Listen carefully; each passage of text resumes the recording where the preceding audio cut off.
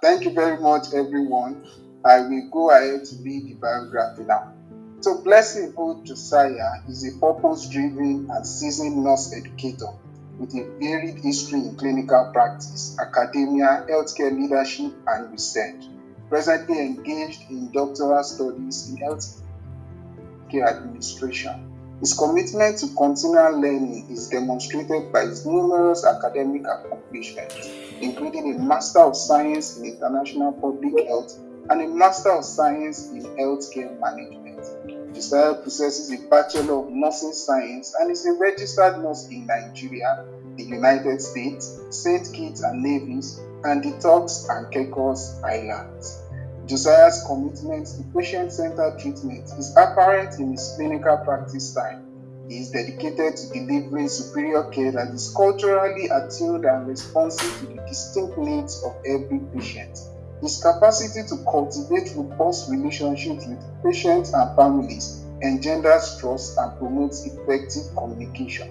Josiah's scientific interests correspond with urgent global health issues.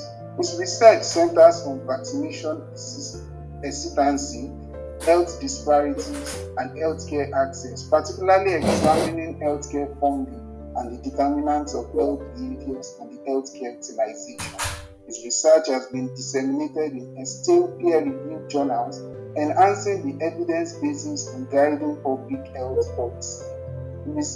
He supervises numerous students and emerging researchers through volunteer activities with organizations such as the Institute of Nursing Research Nigeria and provides research consultations across various platforms. In addition to his clinical and scholarly pursuits, Josiah has distinguished himself as an educator, having received rigorous training from Harvard University. He has occupied multiple academic roles such as lecturer and clinical instructor, during which he has motivated and guided numerous nursing students.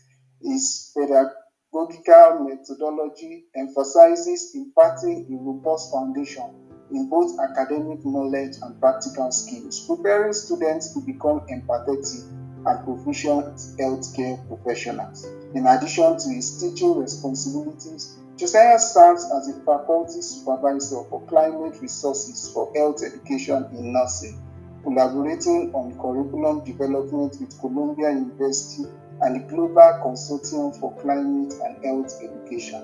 Blessing O. Josiah is positively influencing the lives of patients and communities through his many contributions to healthcare.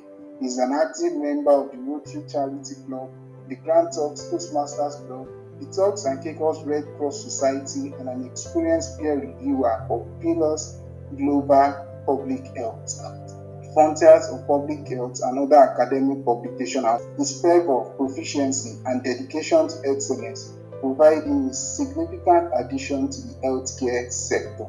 Ladies and gentlemen, with the show of clap in the comments box, let us welcome our facilitator, Blessing O. Josiah. You're welcome, sir. Much for that detailed introduction. I'm just flattered. Thank you, everyone in the house. Okay, we are here to talk about how to use AI. I looked through the chats, and I'm seeing a lot of energy there. Our participants are waiting to learn more on how to use AI in research and academic works. I'm not going to take too much of your time. At the end of this meeting, you would have had some other changes in perspective, and you would know how to actually navigate the very complex platform of artificial intelligence in nursing research. So declare any conflict of interests. I have none to declare. No affiliation, no endorsements, and no form of compensation from any of the tools I would have used in this presentation process. So to introduce, we know that today things are really moving rapidly, way more than we had it in like 2 years or even 3 years ago, because of technology pushing the limits for individuals who may not have the time to do what they are supposed to do because of the many responsibilities involved in our line of services: professional nurses, professional medical practitioners, academic individuals, and all. But with the use of AI and machine learning, we are beginning to see changes in that area.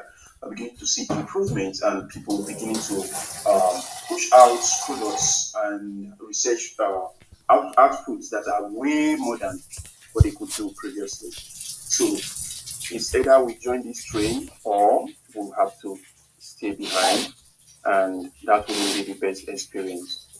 So how do we define this AI and machine learning? I'm doing this because I was in one very important presentation about 2 months ago, and this very unique presenter finished his work and presented so greatly. And at the end, the first question I was asked was, "What is PMR?" And the person had used it all through the presentation and did not define. So, pardon me to define AI for you here. Machine learning, first of all, is a type of artificial intelligence. That part of it is it allows systems to learn and learn from experience. Using data, they integrate it and go back again and refine the knowledge. It's not a complete loop. It's not a closed loop because it's able to actually expand and then learn better as it does things over and over. While the artificial intelligence, which is the umbrella terms that covers both machine learning and other learning algorithms, is actually the use of technology that enables machines to perform tasks at the level of human intelligence. So for machine learning, you would see that we have about three types of it. We have the supervised learning, we have the unsupervised learning, and then we have the reinforced learning, which actually breaks the loop and make it more complex as the machine continues to learn and develop, just like a child born with an empty brain would, I would say empty in quotes, would grow and develop into a more intelligent being. And then for the artificial intelligence, we have the narrow part, which of course are just focused on simple tasks like image recognition, language translation. But the general part of it, which is those that actually carry out in very intricate, complex tasks, almost as high or sometimes even more intelligent than some person or human abilities. So, how far have we gone with the AI thing? From the very outset, we have seen that AI began from the 1950s with the very John McCartney coining the name as the science of and engineering of making intelligence machine. From there, we have moved over the years and gradual but steady development with ups and downs until the 2000s, right? The first demonstration of AI being is a scientific discovery by the book written by Law et al., which was published, and the title truly speak of this of itself rather. Retrosynthetic analysis package that can generate complete synthetic routes to target molecules. Now, this title is a very important title, which also forms a very huge part of today's argument about artificial intelligence. Because of the retro in the name, it means we have to base these functionalities on past data, and that is an important concept you want to bear in mind. Down in 2010, we were able to really move into advanced technologies in AI. And from 2011, we started seeing specialized AI assistants like Siri, Watson, Alexa, and the likes flooding the market. So AI became more intelligent, more incorporative, and more specific with their functions. Now, today we have a lot of challenges in research, and as an individual who has gone through research processes, I believe if you have any experience in research, you would know that it's not an easy task at all. It's rigorous, it's time consuming, and sometimes it's frustrating. If you can hear me, please type a yes in the group chat so the moderators can coordinate so I don't keep speaking to myself alone here. All right. So researchers face numerous challenges. We have data overload, which is one of the biggest challenges I've seen. And we have limited resources. Of course, sometimes you may have to try to look into using some tools. I would have loved to use these tools, but they're not free. You probably cannot afford it, or they cannot do exactly what you want them to do. The need for accurate analysis is very important. I mean, I had pushed out some research at some point and later discovered that 62% is written somewhere else, and then 62.3 or 61% is next, which means they are not really 100% aligned. With some tools now, you can easily capture that without making that mistake, especially when you are writing voluminous projects. And then these obstacles can hinder the progress of science because we need data to make decisions. And then we look at various research management solutions. Right. So AI and machine learning provides innovative solutions to a vast amounts of data. You can actually handle a voluminous data. For instance, I was looking to a research published like 2 months ago, and I saw that they were able to incorporate over 10,000 articles or findings into their secondary research analysis, which was incredible. And I can really tell that that work was assisted by technology such as AI to make it success. So we look at machine learning algorithms that can analyze complex data sets and make analysis much faster. So that is a very big plus for every researcher. Then we look at machines that allow researchers to derive insights and identify patterns and make predictions that were previously unattainable using your manual processes. And then we have researchers that can streamline data collections, or researchers can actually streamline data collections and storage and analysis, which leads to more efficient research process as well. Because of course, data collection, storage, analysis is one huge part of research that actually stands as a pivotal for better science and healthcare delivery. And then here we look at various ways or areas where research artificial intelligence is being used today in research development. These innovative ways are cut across the entire system, ranging from gaming to robotics to automotive system, astronomy, entertainment. But I want you to focus here where we are is the education and healthcare system. We transmit knowledge, lifestyle, including health behaviors, and also we transmit research evidences from biomedical engineering to pharmacy and pharmacology or pharmaceuticals down to robotics, which also connects with biomedical tools and various systems used in healthcare delivery.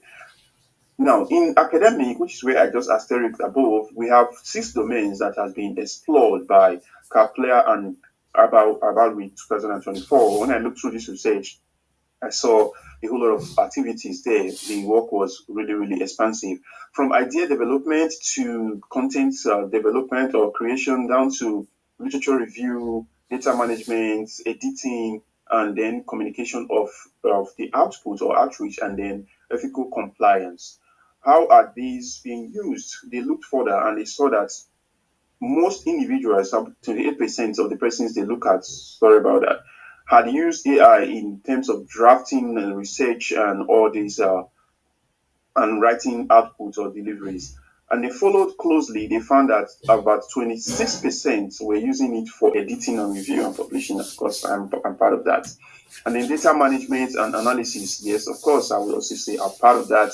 And then we have content development and structuring, which is a more difficult part for people who are actually learners coming up in the research. It's very difficult for some individuals to really grasp that structuring, outline, and doing that. So it's hard. 23% of the data they looked at were using AI for content development and structuring.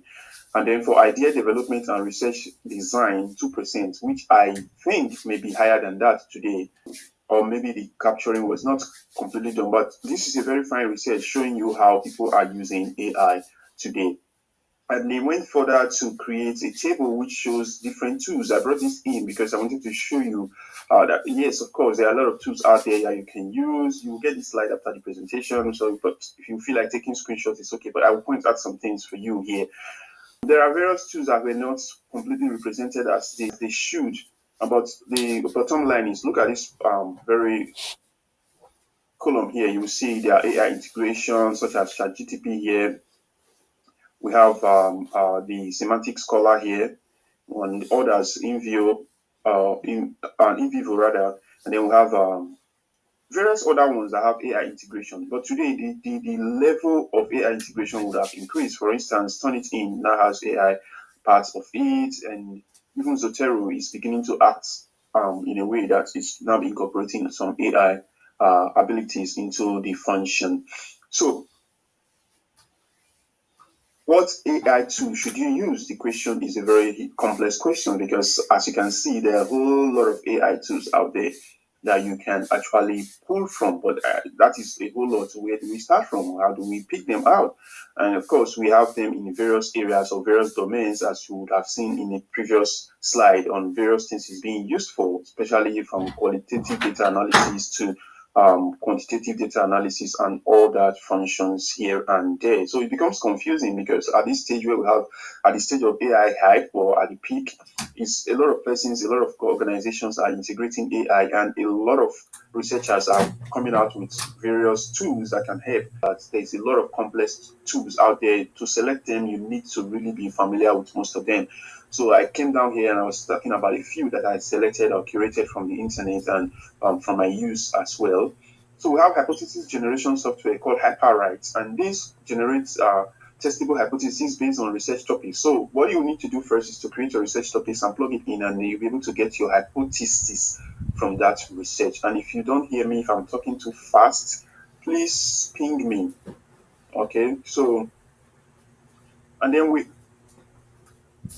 have semantic scholar, a literature review management and management tool, who assesses over 200 million papers and summarizes with AI powered recommendations.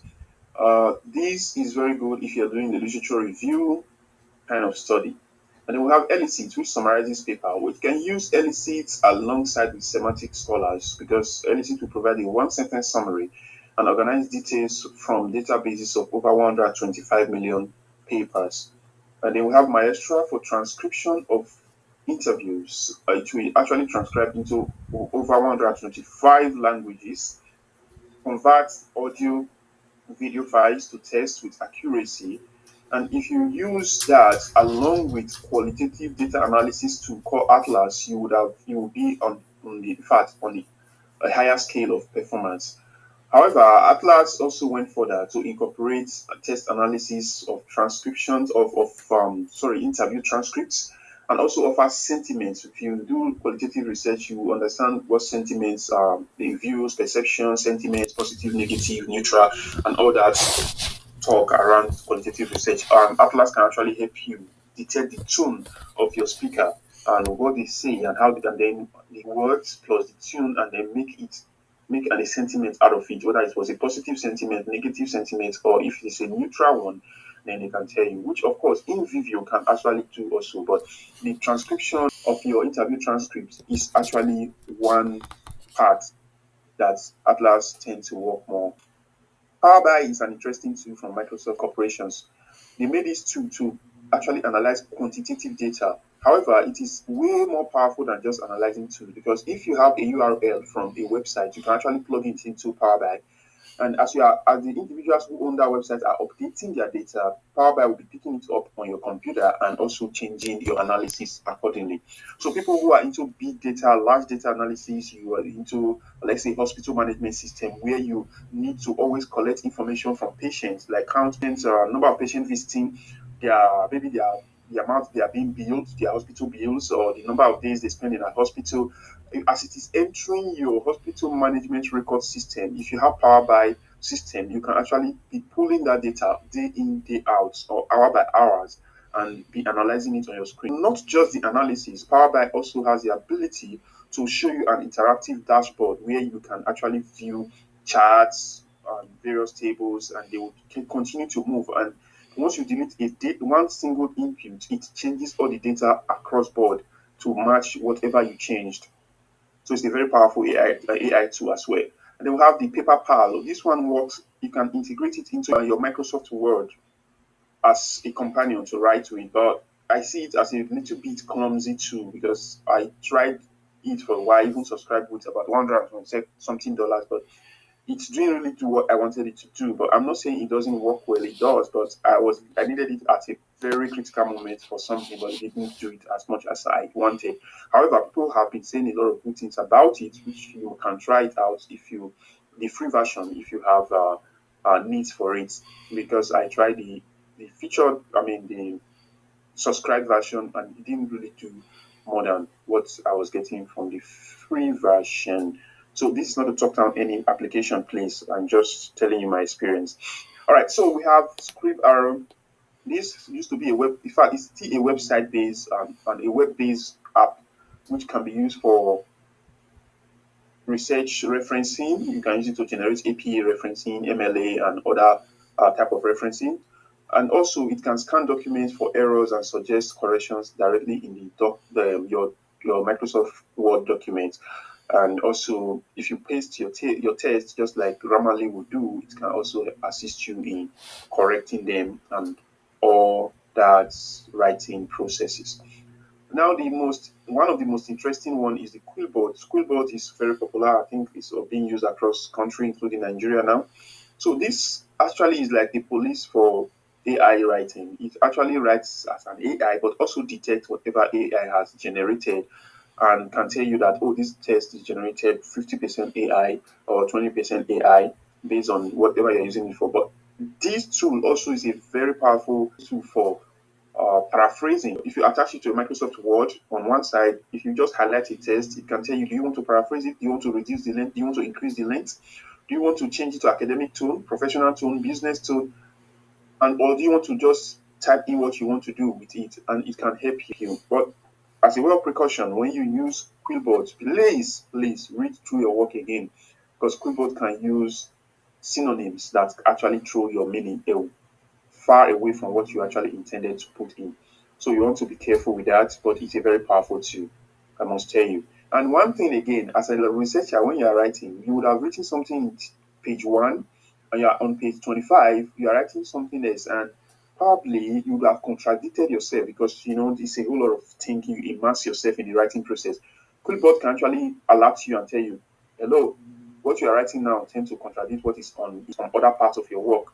So you can click on that very button and check where it contradicts itself, and then with this, all those percentage problems, analysis, and your sentiments drifting away from what it should be would have been solved by Quillbot. So we have Latera, which is used for organizing documents. Latera is a very sweet one. It also generates tables for findings and suggests relevant tests across papers. So if you have need to really like do a short or even a large research, especially when they say, okay, give us like 10 references on this topic and what they actually said, Latera can help you. I'm not saying they should replace your ability to think critically, but they can actually help you and save your time. Additional tools I will look at is just these few other ones. I hope I'm not boring you already. We have the Cite AI, which is used to generate citation and provide citation context, showing how papers are cited and then and supporting or refuting. Now, this site AI is always popping up on my screen because I have integrated it into my browsers. So every time I open an article, it just pops up on the corner and tell me, oh, this article has been cited by 50 researchers, or this article has been used in this other research that was published, and these maybe five of these has actually used it and said they support their findings, while 10 of these said they did not support their findings. And then to also tell you that, oh, these other persons didn't really tell you what it did or how it supported or did not support their study. So with that, you can actually easily follow the research and go and find out which persons it supported their findings and which persons it did not. And as a researcher, because when you write, you want to also compare your own findings with other findings. That's a very great way to actually pull up those research according to their support or non-support of that findings and use them in your discussion by going to those researches and looking over them, of course, to see what actually they wrote about. So that's a very good tool there. Then we have the Research Rabbit, which is a literature exploration tool. Of course, it creates collections of paper, recommend new literatures, and visualize connections. This is also very important for those doing large literature review. And the good thing about it is mostly free. And consensus, because if you go into ordinary chat GPT, whether it's Gemini, whether it's um Copilot or even Perplexity and other ones, you would more than likely encounter hibernation, which means that the AI is just thinking and creating things without reality, out of reality. In some instances, about a few percentage of those hibernation products, which are called fake or fictitious citations and references, actually coming from papers behind the walls, or firewalls, which are paid, which of course you cannot access. Sometimes, if you cite those papers, you have to prove how you got through to them because you have to pay for them. But that means you are being placed at risk of any form of intellectual property issues. So you want to be careful with those tools. But using consensus will actually give you an accurate, unbiased information sourced from credible academic publications. And also, it could tell you if with the links, you can actually tell if this paper is accessible to on open access or whether it is a paid or closed access paper. And we have scholarly or article summarization tool, which extracts key information from research papers and creates summaries. Of course, every researcher wants to spend less time reading papers, which of course I do not say discourage that you should read paper, but if you already got the gist, as I would say, in the paper, you already know what is inside. Maybe you scan through it, you do all you need to do, and then why waste all the entire day reading line by line to find everything? So these are changes that would have occurred along the lines with AI tool, which you can use for not just as a researcher, but as a researcher rather, but as a peer reviewer. Personally, I do peer review, and sometimes some works will come and they are actually so lengthy that you have to spend days looking through it. Of course, we do spend days looking through it to make sure you are very thorough in analyzing and making sure that all your feedback to the author is correct. However, you can use AI to support yourself in doing so. So you use it in peer review processes from finding related research, which is the beginning of your usual peer review process. You have to look whether the paper has been published elsewhere and all that, activities, rigorous activities, searching various databases to see if it's there. AI tools can actually help you do that now. So you can just look at Perplexity AI, which is just ChatGPT kind of based, or Consensus can also help you do that, or even Enago Read can check that for you. But then you look for ethical issues on the paper, whether the person has breached ethical principles or had not done some things rightfully or rightly, then you have to then use your Penelope to look at that, and you ask questions to the manuscript and probably ask what's next. So I used Adobe Reader AI, integrated AI, interactive AI. Sometimes I just ask the Adobe Reader to look at these PDF files and tell me what it can find, and then it comes up with a whole lot of because you don't want to put people's work on Perplexity AI because it's online based. That would be you risk opening people's paper to the risk of intellectual theft. So you want to focus and stay on offline tools like the Adobe Reader, which is not actually on the screen right now, but with PDF interactions, you want to do that. Oftentimes, I really read my paper off these whole works and just do it, especially if it comes very concise, interesting, and very, you read through papers and it gives you more insight into what is happening out there, and that has been very helpful.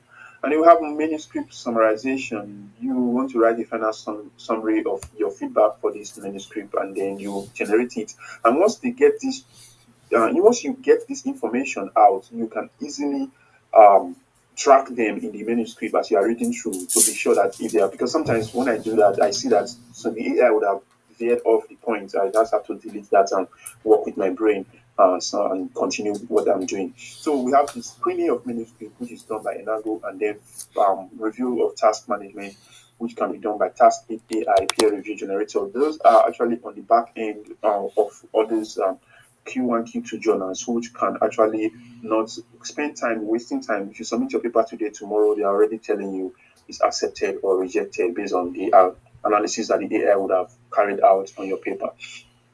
But also, as a word of caution, please do not accept to peer review any article that you are not familiar with. So you don't go and use AI to reject somebody's paper or accept a paper that you cannot really defend. So for the chat AI aspect, the chatbots, which are the once you interact with, tell them what to do, or ask questions, they come back. Here's a whole lot of them that you can actually look up from ChatGPT to Microsoft Copilot, Claude, Perplexity, Jasper, U.com, Chastonic, and then we have the Gemini, formerly called Google Bard, and Socratic by Google. I think they all have their various strengths and weaknesses. So ChatGPT is powerful, very powerful overall. Microsoft Copilot is good, but also has limitations with sometimes when you are interacting with it because of the information you would have put in before, something it affects your new inputs and trying to compare it with your old inputs. And then we have Claude also. I'm not really too I don't really use much of Claude, but Perplexity AI is a little bit more academic than the rest of them I've used because it tends to pull out more of academic references than the rest of them. Gemini is very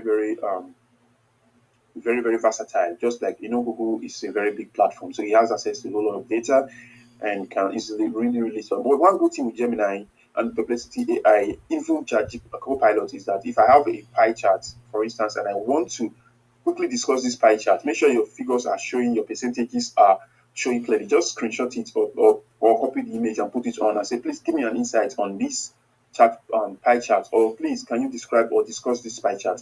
In a few minutes it will give you the highlights of the pie chart, and then you can say, okay, put this in a paragraph format, and it does that. And then you can copy and put it on the corner and then write your own, because I don't encourage people really copying from ChatGPT and pasting. Just use your brain to write based on what it has found after you have verified that the information is correct. And then all these can actually do that, and it's a world of fast moving technology, and if you are not following you will be left behind. Just as you see, the advantages are numerous, from supercharged literature review to accelerated data analysis to enhanced research quality to automation of repetitive tasks to even predictive modeling and forecasting, especially those in big data analysis and geographical analysis, or what we call those in meteorological systems. Those are who are predicting weather forecasts and telling about changes. These are big data. Even healthcare is a very huge data. You want to make sure that you're able to forecast how many patients are we expecting the next year, looking at the data we have had in the past 10 years, and then in the next month, in the next week, based on data, and they're able to tell you accurately that, okay, you should be expecting 50 to 100 patients based on the weather condition. In 2010 there was a heavy winter, and then the patient's caseload rose by 25%, so expect 20 to 30% this year increase. Those are fantastic ways of using AI in your research. So because cross-disciplinary collaboration, from robotics can now collaborate with people in healthcare decision making, surgery, real life, real time, and you can also collaborate on. For instance, you are using all those literature review software, you can actually easily collaborate across board with other team members across the globe. Presently, I'm working with some teams from Australia, some from the United States, and even part of Africa. And we just log on, and we know whenever someone logs in, it just tells, oh, the social person is working right now. You want to go in, but these are all ways of working and making things more effective. These things does not come without challenges. They have challenges in AI use in healthcare. And these challenges, I would have mentioned some as a way of precaution along this presentation. However, let's look at a few of them. Now, academic integrity is a big issue. Looking at plagiarism, the use of AI tools to generate tests that can lead to unintentional plagiarism and all that, you have to be very careful. That's why I say do not paste things. Always try and make sure that you look at the information, get insights, and write it on your own. And also make sure you have, if there is no citation generated with your test, and you look at the citation generated by your AI and it's not really credible, you want to ask to really give you the source of this information. Sometimes the AI shuts down and like begin to act like it's angry because I tell them, give me the academic source or the journal you're getting this thing from, and sometimes you say, unfortunately, I cannot give you that. And sure, this conversation is over. Like that's how we interact. But in all, try to make sure that you are presenting a test that you can defend. The misrepresentation of authorship. AI should not be recognized as authors yet, but their contributions can blur lines of authorship. So some journals will tell you they do use AI, and you have to tick which AI and probably write down which type of AI you use and how much of it you used in your paper of academic writing. So bear in mind when you are using AI, always bear in mind to have a jotter somewhere or a journal where you write down what you are doing with that AI, because with time this trend is going to get more and more intense, and you have to tell producers or providers that your work was generated maybe 10% AI and all that. So beware. And then we have bias and fairness. We have AI modes perpetuating existing biases present with in their data training. So that is where I was pointing out when I was talking about the history of AI. That definition that book title that said retrosynthetic is a very important term, and it's very good that we look at it whenever we are picking up or using AI generated tests for a decision making. The reason is that the data it is drawing from, if it is biased, then your data the data you are collecting is also biased, and your result will be biased, which will be fed back into the system, and AI will continue to perpetuate that over and over until the bias becomes too large to be controlled. So be careful, because this bias can actually spoil academic integrity, as it is called. Researchers may inadvertently propagate this biased information if they rely heavily on AI generated contents. Now, transparency and accountability, you have that you need to be accountable. I have mentioned before, some journals are now requiring to tell how much of AI you used. You must disclose how AI was employed in your in your research processes, and you must be transparent and maintaining crucial trust to maintain crucial trust in academic research. So there are some key other areas we look at: privacy and consent. When AI tools collect and analyze data, especially from digital sources, ethical concerns arise regarding informed consent and privacy rights of individuals whose data may be used. Now, this is very important in healthcare area. Let's say you're collecting data from patients and you have an AI loop that is linked to it. You connect it to AI for analysis purposes. There was no intent for harm. You're just doing your job. But because of these links, they could create a back hole which through which some other AIs can actually fetch your data. And if they do, it means that your patient's personal data are out flying out there without your knowledge.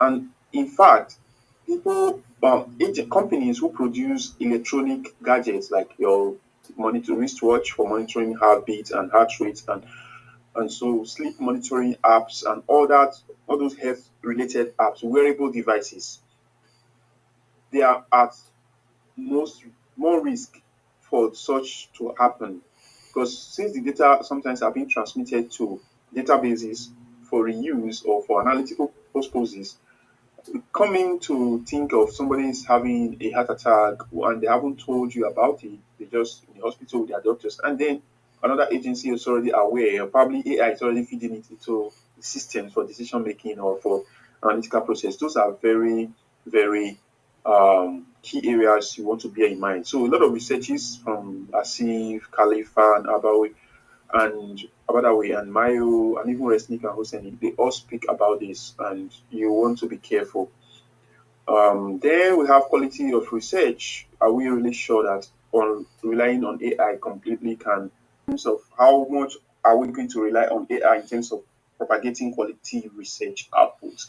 Because, like we said, if the information is being regenerated and cross-referenced without proper check, it means that the research work or the quality will continue to drop over time. So the human input is very important, and that is where you come in to make sure you check whatever you are putting out there properly before sending it out. So do fact check for AI generated content. If you are not able to find the source of this information and you ask the AI over and over and they are not ready to provide you the reference, you can try and Google search that content directly and see if you can find it. If not, then please do not use it. Just go ahead and do your own other findings using the proper outlets like PubMed and all those reputable databases. So we have impact on human skills. With over reliance on AI, there are chances that humans will begin to doing the intellectually will begin to reduce. Our intellectual capacity might begin to reduce, especially in the academic field of research. Well, should I be concerned about that? Partly because if students are relying on AI, because you know how it is academically, it's a highly pressured period of your life. Sometimes you just want to submit this assignment and get and go out of there. In the process of doing assignments, you learn a lot. But if these days students will just have to pull up information and just paste it for you, then of course that critical thinking is gone. The learning is not done, and the students wouldn't know that, especially if that is an essay assignment. So you want to put that out there that whenever you generate information, make sure that you can actually sit in a quiz from that information in the same class. That's what I do to my students sometimes. Like, of course, you can use AI to write some basic things, not really things that I want to for that really counts or is for your formative assessments. But when you come to class, make sure you can sit in a quiz to answer questions from that information you sent to me via email or submitted on the student management platform. Same thing should apply to your research. Whenever you're doing anything, make sure you are responsible for it. You must take responsibility because AI will not. And if you cannot take responsibility for any information you are putting out there, please do not put it out there. It might come back to haunt you later. And we have ethical oversight where AI needs robust ethical guidelines to oversight the process because there's some data over and in 2002, no sorry, 2022, some issues came up with ChatGPT and other generative AI using information behind paywall, and they are using it to actually give to people freely, and so some restrictions started coming into place to make sure that they don't have access to everything and anything. So those ethical issues has to be standardized, and you also have to understand that when information goes through AI and come to you, it is you that actually sourced it that will be responsible. The AI might be third party in it, but it is you who finally used it that will take the responsibility for that. So what are the challenges we have seen so far in terms of adopting AI? Because it is doing a whole lot. It is doing a whole lot. We have seen lack of strategic vision as one of the things that have limited organizations from accepting AI or integrating it into their systems. We have seen data quality and availability issues because people don't want to rely on some data that they are not cannot trust their sources. We have integration with legacy systems is another challenges because some industries or organizations already have what they do and how they do it. And if leaders are not visionary, they are not strategic enough, they cannot even look on the side of AI to put it into work or put it to work. Privacy and data security concerns, we have discussed that as well because some organizations don't want their to have a back hole that will actually make their data to be easily leaked out there. We have reliability and trust issues, which is also very closely tied to privacy. And we have regulatory and compliance challenges. Today, we have the EU and looking at regulating AI in a way that will eventually kind of increase taxation and tariff. And sometimes they want to make sure that they partly own these tools, and those are issues. Those are issues. And even in your organization, let's go off the international scale. You are generating data from your organization, and the AI is capturing it for decision making. Over time, let's say you stop subscribing to that platform, then your data is still in their cloud. Who regulates how they are being used, and how do you comply? And then we have cultural resistance to innovation, which is a very, very huge thing in an organization. People don't want change, especially if they are comfortable doing what they are doing the way they are doing it without any regards to whether the next phase or the new change will make it easier for them. Sometimes they just don't want to move. Cost of implementation is a part issue of AI the challenges of accepting it. They will have skepticism and hype cycles. So like I mentioned before, AI is at its peak somehow, but it's also beginning to reduce or drop. When that hype cycle is over, people will begin to realize, oh, I didn't need this tool. I need that one. I've used a lot of AI tools. I've tested a lot. I've told myself I might not go back to some of them. Some of them have become a partner with me that I believe we're probably going to be partners for life. So these are things that people adopt and they don't want to adopt certain type of AI. And then limited expertise and skills. Do you know how to use it? Are you able to really create a very accurate and usable prompt, not the regular Google things you do? Are you able to create a prompt that actually gives you what you want? For instance, if I'm teaching primary school, as it's called in Nigeria, um, the prompt I will use to tell AI to bring some objectives or bring some questions will be different from what I'm using for my undergraduate students or even graduate students because I know the content the terms of the Bloom's taxonomy of learning. You want to make sure that you're using the right terminologies to make sure that these things come out at the level of the learner's capability. So these are skills you will need to learn, and also if you are dealing with certain information, because sometimes because some of us English or the language are not really 100% first language, you find it difficult that you are using a word that's actually very close to what you truly mean, but it is not what you actually wanted. AI is not going to read your mind, it's going to read your text and it's going to bring back the feedback. You'll be like, well, I'm trying to generate this thing, but it's not really what I wanted. But these are skills and expertise you need to really work through. Now, this is an article from Harvard Business Review, which actually cited some of the obstacles to use of AI from integrative cognitive project, which I mentioned. That's we have a culture here we don't want to change. To technology and expertise are too expensive. These are responses from um, organizations why they have not integrated AI into their system as at 2017, written by the one of the table they presented in the work. You see, I want to point your attention to something very important. AI's unethical role in scholarly writing, boldly written. And then if you go down and start looking at, you will see AI to academic writing, transformative impact. But hold on, your title of your table said unethical, and your the analysis said transformative impact. So are we contradicting ourselves here? Most likely, but we have positive possibilities and they will have then systematic flaws. Okay, now, when was this article written? We looked closely and saw it's 2023, and the tone is totally like we're pushing against AI somehow. Then I went further and looked at the transformation that would have occurred across board, and I pulled out this one written by Hansen et al. 2024, and look at what happens beyond the hype, the actual role of and risk of AI in today's medical practice, comparative approach study. This is the abstract of this work. I want you to pay attention to this detail. It said, in terms of accuracy, then they went, GTP was cited 72% accurate in of its peer-reviewed articles, but includes some non-existent references. Now, people are beginning to know where the weaknesses are and where the strengths of each tools are. So Microsoft Bing was 46%, which is now called Copilot, and then supplemented by relevant peer-reviewed articles. And then in terms of clarity, both models convey clear, coherent text. Text is always coherent, but whether it is a fact is another thing. People are beginning to walk through that process. And then under in the conclusion, it says both models have potential. Neither can independently handle comprehensive academic tasks. No it's unnecessary criticism, just constructive recommendation. We can do better. Is what this research is saying now in 2024.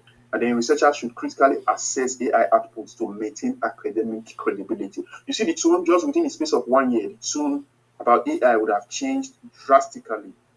That's why I'm telling you today that the ongoing expansion in AI in academics can be used in many ways. And in fact, schools are using it already. For instance, Canigo, which is being used, guide students through lessons, adjusting its support based on individual. Those who are in academics here, if you are a lecturer or you are into academic work, these are things you want to be really following to know how it's being used, right? So we have the live hints, which helps students to check how students performs in a real time and provide hints on how they can improve.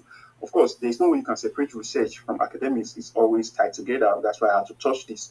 And then we have the Blue Kits, which design games and quizzes for students for them to actually use to learn or what we call gamification of procedure. As a nursing educator, you can actually gamify procedures and have a game platform where students pick the necessary things they need to do a procedure, and if they pick the wrong thing, the game tell them, oh, wrong item. Just the same way they play around with other form of things on their phones. Instead of doing that, they should spend the time, quality time, on playing games which are nursing related. We have Helium, which is an AI tutor, helps students to in areas where answers aren't always black and white, especially in sociology and other area of research. And Helium can actually learn and improve over time, which is a machine learning strategy put in place there. And then we have automated grading and feedback systems, which have been used by notable institutions. We have the University of Michigan using AI-tailored feedback for students, and then we have the ASAP competition by Hayward Foundation. and it's being used to grade essays in high-stake exams. High-stake exams, of course, means that the exams are either pass or fail. Like, it actually helps you to progress to the next level. And I mean, it's a prerequisite for next level. It means if you fail it, you have something to lose. And then we have Coursera and ADS, which is also using AI to evaluate both objective and subjective works, providing timely feedback. And then we have the coding platform for those who are into technologies. They understand this. HackerRank and Code Signal, which are used to automate programming and assignments are graded. However, we have it in a clinical environment as well. Mayo Clinic has been able to put out some statements as at 2024, stating that Mayo Clinic proceedings allow the use of technologies by authors to improve their ethical syntax and fluency, but not to supplant the author's role in data interpretation and reaching scientific conclusion. All such use of AI-based tools should be fully disclosed to the journal. We are not saying you should not use it, Mayo Clinic said, but we want you to tell us when you use it.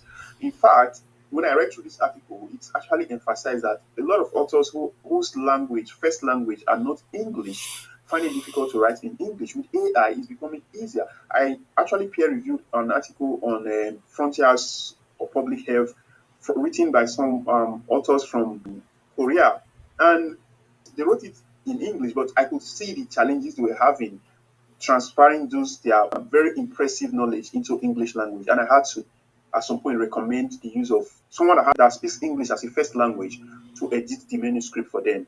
And I wouldn't say use AI because the policies of the journal, but when they returned the manuscript the second time, it was almost perfect. It just one more time I touched it and it was published. So you want to encourage people on where and when to use AI for their work, and that would really help.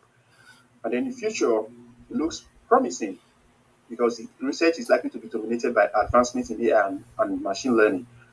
Emerging trends include automated research, where you will sit down, just put a prompt, and the research will come out. All you need to do is to read through, criticize, or scrutinize, and then you sit down and draft your own copy. And some with time, I believe there might be just the way we use Microsoft Word now to type directly without having to write first, give to your supervisor, bring it back, and then go and type. AI might become really very integrated that you have your personal AI that will be able to write for you. And then, because of your signatures, your digital signatures all over the document, you might be able to really tell that you wrote this and not another person. So I'm expecting advancement with time that will be able to really control, especially the ethical aspects of AI. And it's an exciting future, and I'm really, really excited to be part of that. So now from Harvard Business Review one more time, it says most managers with whom we discuss the issue of job loss are committed to an augmentation strategy. That is integrating human and machine work rather than replacing human entirely. In our survey, only 22% of executives indicated that they consider reducing headcount as primary benefit of AI. So we have about 78% of executives still willing and able to really keep your job. As I was preparing for this lesson, a story popped up in my head, a fiction, a child who said to his father, what is your disposition with AI? And the father said, I'm scared AI is going to take my job. And then the child said, no, AI will not take your job.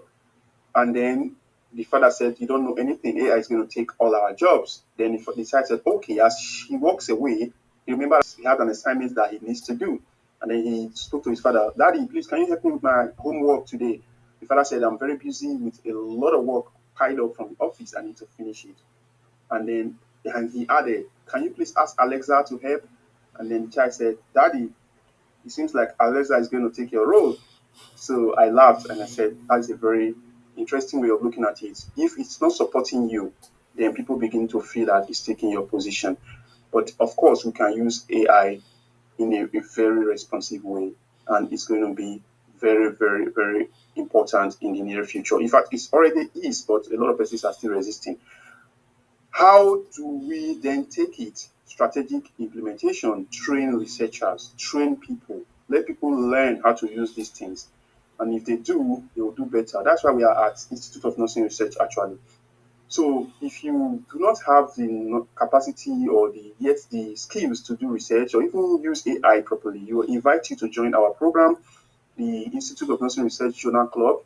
There you will have enhanced skills such as help you to build your basic learning methodology in research, help you to learn how to use AI and AI-based software, learn how to conduct thorough investigation, analyze data, and present findings.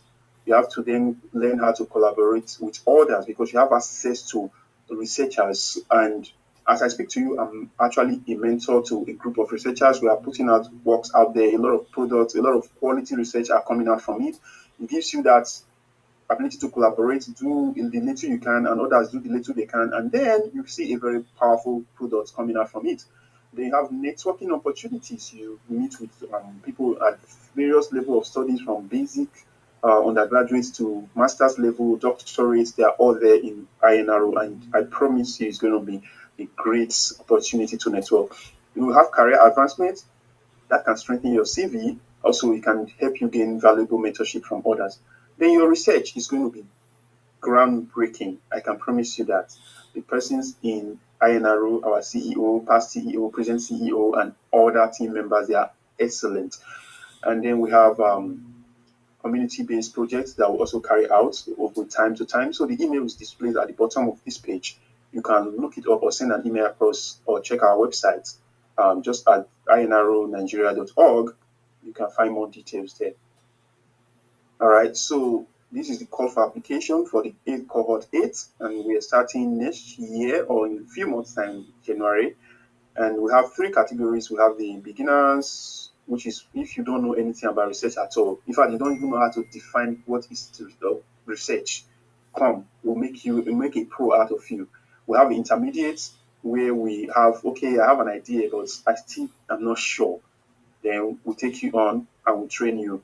Then we have the advanced, which is, oh, I know what to do, but I just need support, network, motivation. Then, of course, we have a space for you too.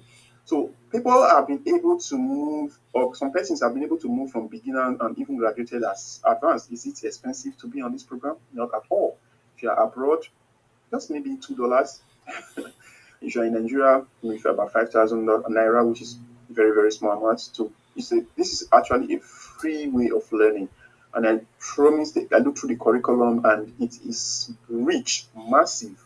I want you to come. I want you to join us there.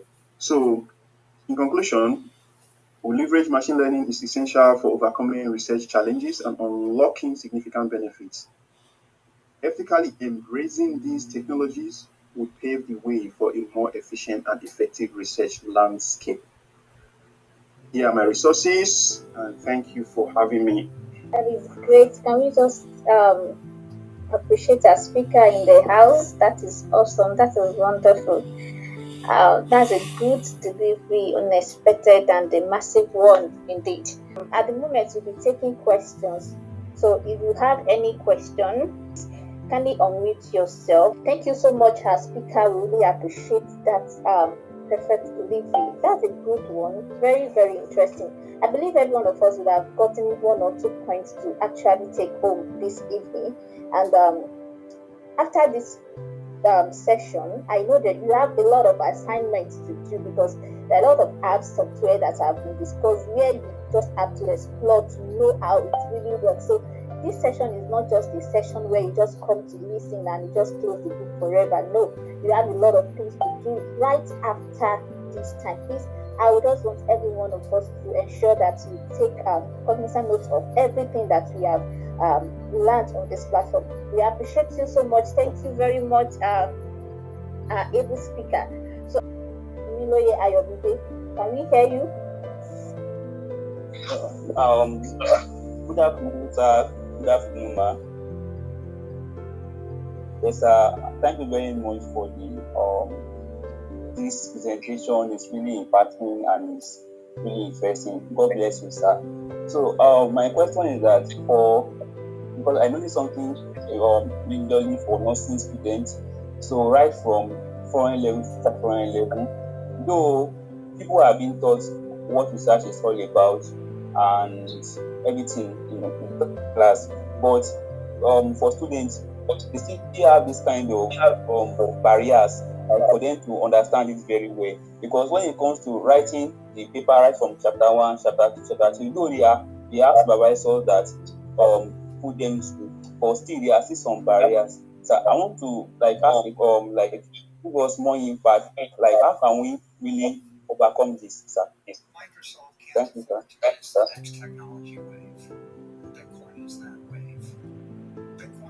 Okay, that's a very, very important question. In fact, that is why INRO actually exists and some other platform out there.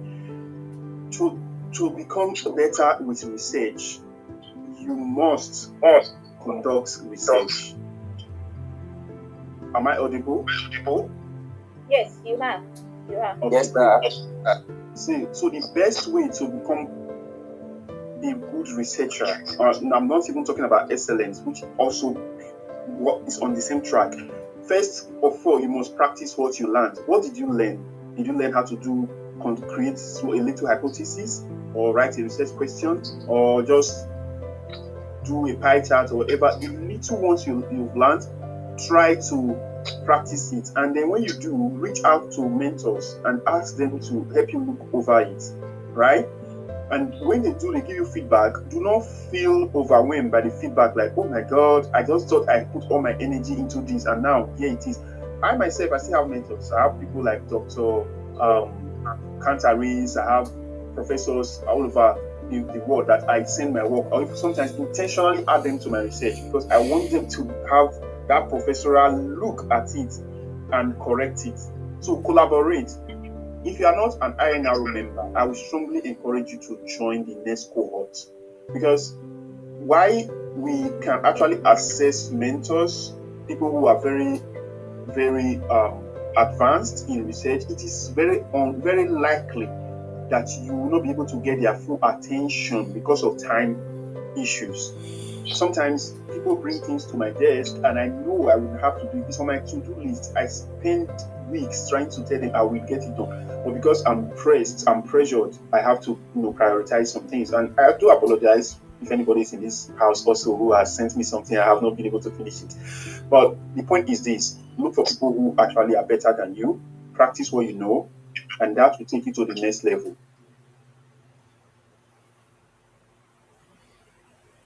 Thank you very much, sir. I really appreciate that. All right, thank you. All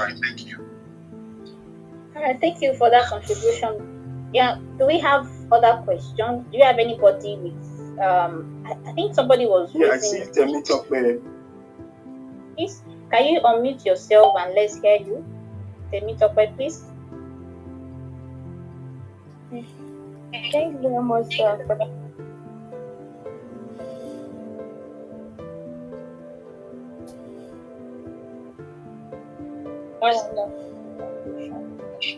My question is, how do we navigate getting ethical consideration from wherever the research is carried out? Because I remember I started the research work during my service year, and it was a whole lot getting approval from my local government then. I ended up abandoning the work because I couldn't get an approval. They were not so pleased with what I was researching on. The whole thing, we had so much back and forth like that. So how do you go through? And somebody, I know a friend currently in INR, I think she just finished, and she's trying to carry out the research at LASUT, but getting ethical consideration from LASUT has been a problem. Okay, that's a very important question. I think I may be part of that last week's challenge as well, because I've actually one of the INRO graduates who finished her work. I'm actually supervising one of the personal research she's trying to carry out at LASUT, but since 4 or 5 months or 4 months, I think 4 months or so, she hasn't even been able to get clearance for it. So I understand. Now, if your purpose of researching is just to have experience, then you can change your topic to something more suitable that is in line with what the organization are actually pursuing at that time, so that you can gain your experience. But if it is your passion, you are specifically interested in that research, then you have to sit down and maybe consult with someone with experience to look at your proposal, especially the methodology, the ethical aspect of it, and see if it aligns with the global standard. Once they give you, if possible, ask for a past sample of an application they would have actually approved before that went through. Then you can look at it. I had similar challenge, like I said, at lawsuits, which is, I think, maybe it's a universal problem there, maybe because it took time before we could reach the person who's actually in charge of the ethical process. But in Nigerian ethical health, like the national level, which is the Nigerian Ethical Committee for Health Research or something like that, NREC, they actually approve work easily, but they have monthly batches which they work on. At my state level, I had been able to get approval from Oyo State. Even while I'm here, I was able to also get from Delta State Ministry of Health, from Delta State Hospital Management Board, and various other locations. But I would say this, I understand the struggle. Even though I got approval from Delta State Ministry of Health to carry out some research I was doing at the state level, there was a time I went to the ministry again to collect some data, money-related data, and it wasn't easy. People were like, they toss you from this office to the next office to the next office to the next office, because it's about budget, it's about finance, so nobody wants to be the one that releases the data. So if you are starting off, stay within the perimeters of safe practices, like things that doesn't really have to do with much detail, so that you don't get resistance. That would help you. So I think, I don't know if I answered the question clearly, but I think I put a context on it for you to understand how to navigate this. All right, thank you. I think that will surely bring an answer to the question of the topic. And as well, we can ensure that I believe that there will be a protocol in obtaining ethical consideration in any institution. So it might really take a long process, but some people don't actually know where exactly to go. So I would just advise that for any where you wish to do your research or you are carrying out your research, you just have to ensure you pass through the administrative direction. Just go straight and ask about the details on how you can get your ethical consideration approved. Right. So thank you so much for that. Sorry, just to add, and it is important. I mentioned it, but in a dark, I didn't really emphasize. It's very important that you go and obtain their templates before you draft. The reason is, even in the same states, there are organizations, there are ethical review proposal templates might be different. They are usually similar, but the contents are usually, the focus are different. Some want to focus on the researcher's details more than even the research.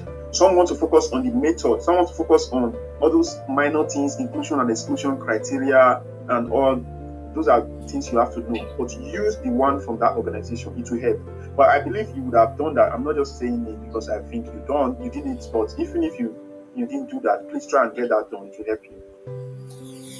Thank you so much for that as well. So please, if you can't actually unmute yourself to speak at the moment, you can send a message through the chat box. Just make use of the chat box. But if you are here and you can still unmute yourself, if you have any question, please kindly do that, and let's hear you have before we bring this session to a close. So if you have any question, I haven't gotten any question in the chat box, but if you want to speak directly, you want to ask your question directly, please make use of. Okay, I think I have a question here. The question is, what can one do when a school in the UK isn't allowing or supporting students who use AI for academic writing? So in that case, what should you do? Okay, now I think I addressed that during the presentation, but because I was presenting, you probably didn't pick it. When you use AI to write and you pick it like verbatim, and then you go into your paste and paste, trust me, the AI tools, I'm a lecturer, right? I have when I set up model, I put AI detection. I tick it as on. When you upload your work, I will see your plagiarism or similarity index for other writing. Then I will also see your similarity index for AI. So what do? It's the same old way. You open articles, you read through it, and then you write your work. So now, if you want to use AI to generate information online, then go ahead and use AI to actually create or generate the information. When you open the AI like this and say, okay, oh, this is what this is about. All right, let me look at this study. And then you look at it, and then you open your work and start your work. Write it by yourself. So the idea is already right before you. The resources is there, the information is there. All you need to do is write it on your own. Most times, because there's the human tone, the language, the dictionary, or the syntax of your writing is always personal. If I write something now and send it across, the tone is going to be very personalized. You won't know you that is writing it. But whenever your lecturer reads through it, they will know, oh, this is the writing from Mr. Josiah. Now, how did I know that? With time and experience. Also, when I was back in the university, I used to do a lot of research work. Like, I help students to assist them with, like, guide them through. Sometimes when they send work to me and be like, Mr. Josiah, please, can you help me look through this work? In the process of being that nice, generous person, I will start typing on the work. I'll be like, okay, correct here, and all that. My fellow students. And then my lecturer called me one day and said, Mr. Josiah, I'm seeing all the research you are doing for other students. I said, sir, but I did not do it. He said, I know how you write. So your lecturer actually know how you write. So please, when you generate information, don't copy and paste it. Don't even type it verbatim. Just use the idea and write. And then another question I see, just to save time, say, is it very necessary to analyze our data, or give it to analysts to do it for us? So the purpose of education is to learn, okay? If you cannot do it and then the credit that you did it, then you are actually, that's ethically not right, and that is academic dishonesty. So you should do your data analysis, bulk of it, do it by yourself. But academic supervisors always say consult especially if your work is very complex, they'll say consult with a statistician. So you can consult with a statistician, and then he can help you through the hurdles of the complex analysis. The goal is that while he or she is doing that analysis, you as the individual, you are learning, you are getting the process. So don't just source out your research and say, okay, you know what, I'm giving out my research to somebody to do, and I'll pay the person so and so amount of money. That is totally wrong, and you don't want to be caught in that web. So is it academic right to use AI for our dissertation thesis, despite knowing that its reference are not true? No, definitely not true, not right. You don't want to do that. That's totally strong academic dishonesty there. Do not do that. The reason is this: whatever you do, especially if you grow to become prominent tomorrow, whatever you do today can come back to haunt you in 30 years' time. I'm going to give you an example. At Harvard University here, we had an issue with one of the prominent, I think the past one of the presidential candidates. There's a research he did about 32 years ago, and it wasn't like a bad research, but because people are always going to dig out something, they went and brought out this research and said that it was not, the analysis was not properly done. It should have been done better. Can you imagine how little things like that can actually come back to kind of haunt you? So if you put a reference that is not true in your work, trust me, you don't know what is going to happen tomorrow. So please, it's better you put that there's no supporting evidence or things to support what you are doing, rather than to you to say the receipt and say, okay, I'll just take it out because it looks nice. It's just like saying writing somebody's name and putting a title and putting a fake journal and saying that you are referencing the person. Come on, it won't help you in the future. So please, I know writing is very difficult, it's very hard, it's tedious, it's demanding. Don't fall for the trap, okay?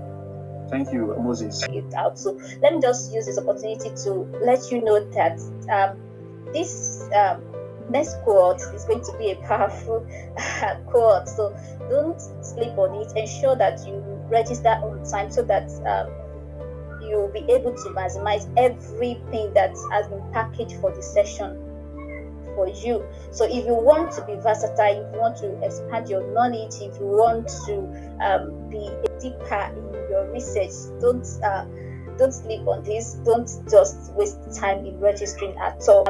In the absence of question, can I just allow our CEO to take over in case there is something you would like to pass across to the participants?